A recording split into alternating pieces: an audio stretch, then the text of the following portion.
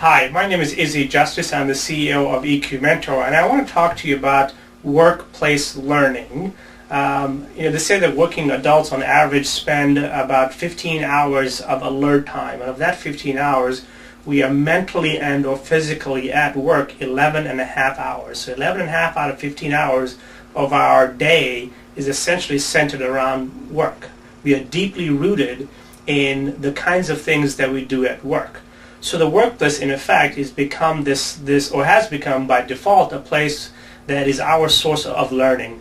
But yet, if you look at the surveys that are done, most working adults say that they do not learn at work. And the number one reason that they say they do not learn at work is because of timing and scheduling. They're just too busy during the course of the day attending meetings, doing conference calls, catching up on email, and those kinds of sort of busy things, important things, but kind of busy things. And there isn't the right amount of time carved out for you to reflect and learn and say, hey, what could I have learned today? What am I actively going to do different? And these are 3 or 4 things that I'm going to do differently so that this new learning can be instituted in me. So I want to propose 3 learning principles for you. And these 3 learning principles can help you make the right amount of time and make efficient use of your time as you learn. The first is we need to get away from what we typically call event-based learning. So events are workshops, they are seminars, it might be a webinar somewhere. They're actually pretty good, but they're only good for building awareness. So most of the people that go to these workshops, seminars, or webinars, they typically leave there with much better awareness.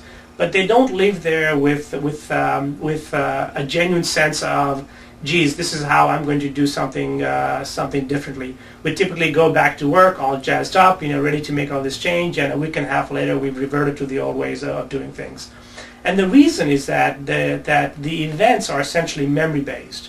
And what that means is that by default, essentially, an event is something that is scheduled.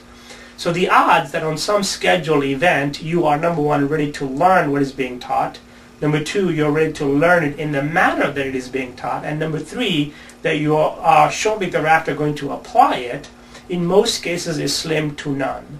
So the whole idea is that when you have a learning moment over here, that learning moment, which by the way is for the most part unpredictable, it can change multiple times a day, that learning moment is the right time for you to acquire the necessary knowledge, right? Not during the event. So if you can identify your learning moments during the course of the day, and then go out and find the right knowledge or the right experience or the right wisdom based on that learning moment, and then shortly thereafter apply it. So keep those 3 points as close to each other as possible: the learning moment, the acquisition of the new insight, the knowledge, the information, and the application of it. The closer those 3 points are, the greater the stickiness factor. And so I invite you to learn over an extended learning model, where you're open to the unpredictability of the course of the day of the week for you. Secondly, I want you to think of mentoring as a powerful enabler for that learning.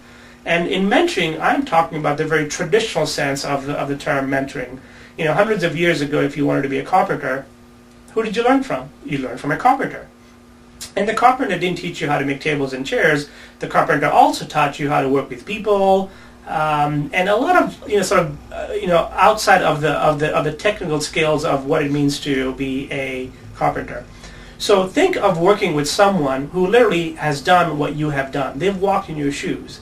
They've had your job. They understand the spectrum of milestones and the range of experiences and emotions that you are going through. So think of mentoring as a powerful enabler for that learning. Thirdly and lastly, think of establishing a safe environment for yourself for that learning. In order to fundamentally grow, to get to what I call substantive learning, as opposed to what most of us do most of the time, which is superficial learning, you've got to be able to say things like, I don't know, I don't get it, I think that's a bad idea, that makes me afraid. These are the kinds of things that get you to the heart of the matter. And you've got to find a place, a friend, a network, a group, someplace where it is a very safe for you. So the three learning principles that, again, I invite you to institute: one, learn over an extended learning model and get away from the event-based learning models. Extended learning models mean 6 months or a year, because you bring into play what I call point of need learning, meaning if you have a need tomorrow, then today's your learning moment. Okay. Secondly, find mentors. Find mentors that have actually done what you have done. And then lastly, create an environment for yourself where it is emotionally safe for you to learn. So I think that if you would embrace these three learning principles in your workplace, you would carve out the right amount of time and make significant learnings and improvement in your skills, in your competencies, and ultimately in the relationships that you have with the people that you work with.